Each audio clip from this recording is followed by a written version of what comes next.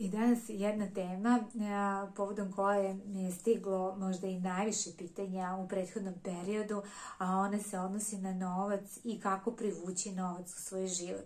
Ja imam više videa koji govore o privlačenju novca, pa eto, preporučila bih vam da pogledate i te moje druge videe, a nadam se da će vam i ovaj današnji video biti od koristi, pa eto, ostanite do kraja ovog videa.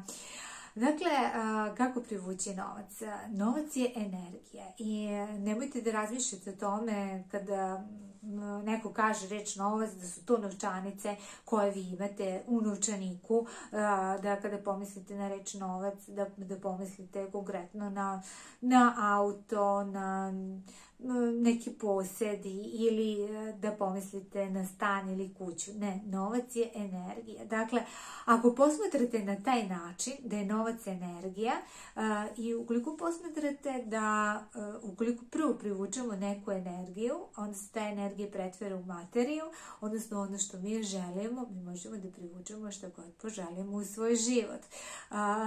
Dakle, velika je greška kada ljudi kažu novac, pa to je materija. Ne, novac je energija, kao što je sve drugo energija. Nama je lakše da prihvatimo da je ljubav energija, što je zaista jeste, ali i novac je energija, ljudi. Dakle, i novac je neka energija, pa prema tome razmišljate na taj način o novcu. Ako na taj način razmišljate o novcu, onda ćete ga i privući. Onda ćete reći, ako bilo šta mogu da privučem i ukoliko na bilo šta može da deluje zakon privlačenja, onda sigurno može da deluje i na to da ja mogu da privučem novac u svoj život.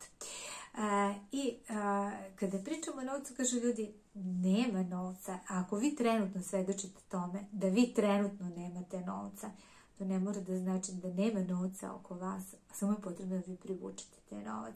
Znači, oko vas ima novca, znači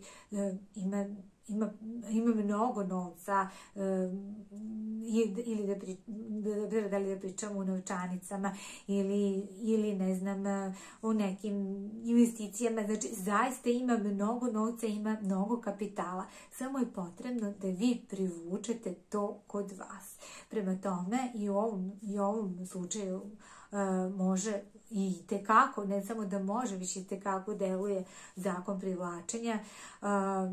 Sad ovo koristeći principe, zakone privlačenja, može koristeći EFT tehniku ili način pozitivnog razmišljanja i osjećanja da vi već imate taj novac, vi možete privući novac u svoj život. Bitno je da shvatate da sve to može da bude veoma lako. Ukoliko razmišljate da je to teško, ukoliko razmišljate da vi ne možete ništa,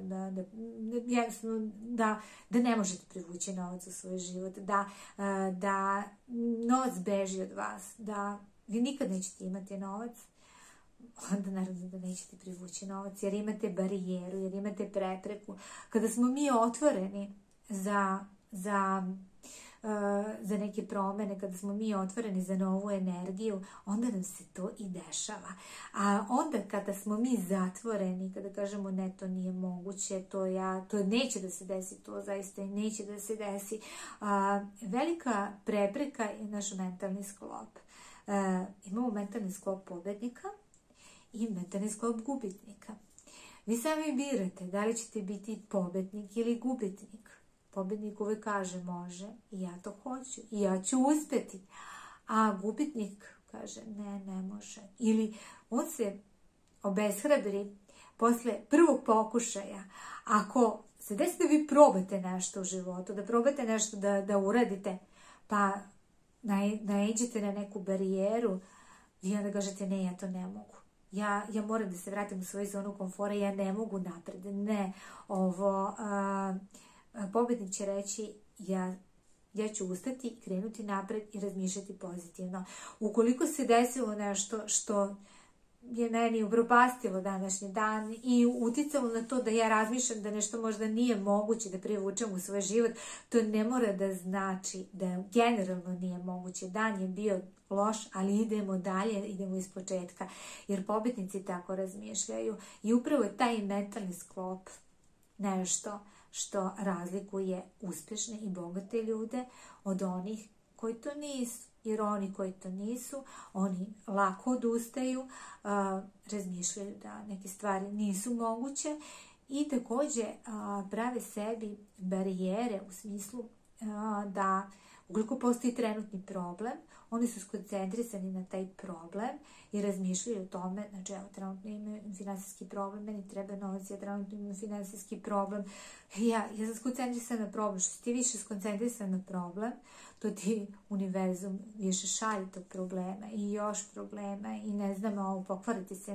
nešto na autu i pokvariti se nešto od kućnih aparata i izgubiš nešto, možda neki novac ili šta god bude nešto što ti odvuče novac, znači što ti više grčevito stežeš taj novac, to će se desiti da nešto što će odvući taj novac od tebe. Znači nikako nemojte da imate tu neku barijeru u tom nekom smislu da kažete da i imate problem i da se skoncentrisani na problem i da taj novac grševito stežete, da tu nema nekog kretanja novca, kretanja energije, da grčevito vi štedite novac i samo štedite novac. Ne, novac mora da se kreće, ne samo kada da pričamo u tom smislu da postoje neke investicije, već bilo kakva vrsta davanja. Ukoliko vi možda i eventualno ne možete da, ne znam,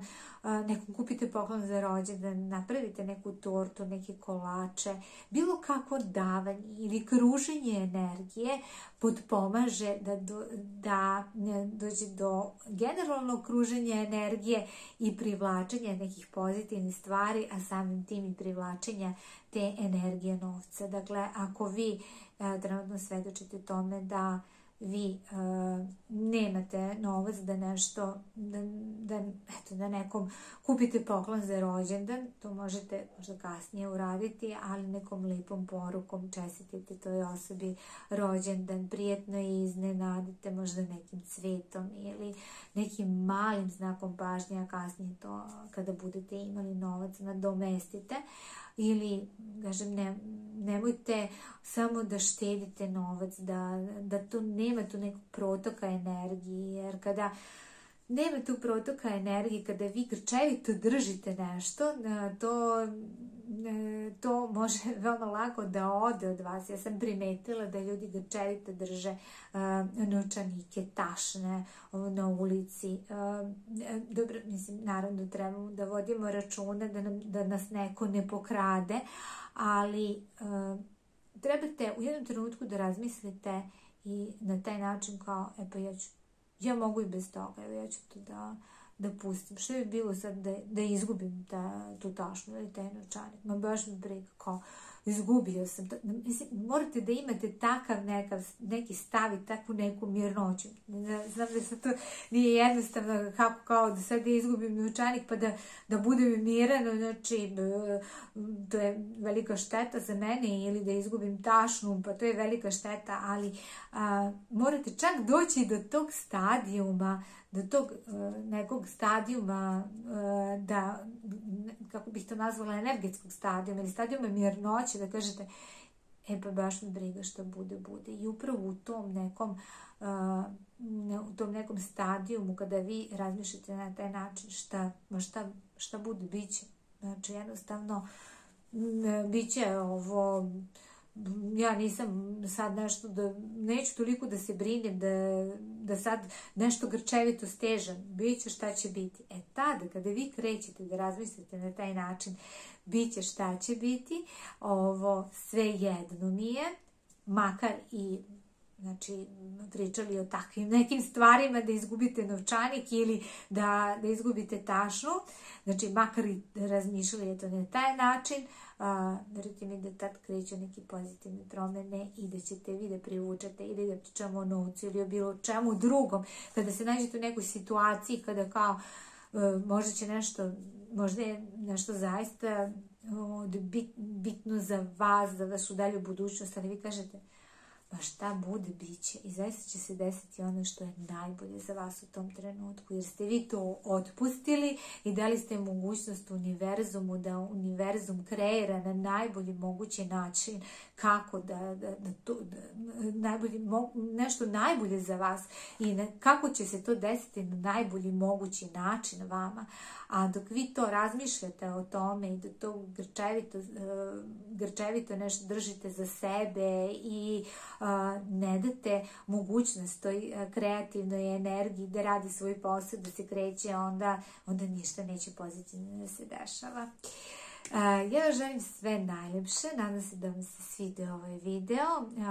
Možete pisati vaše neke zaključke, mišljenja vezane za ovaj video ispod ovog videa u komentarima. Također možete me pisati na moj mail, a mi se vidimo uskoro u nekom mom narednom videu. Ćao!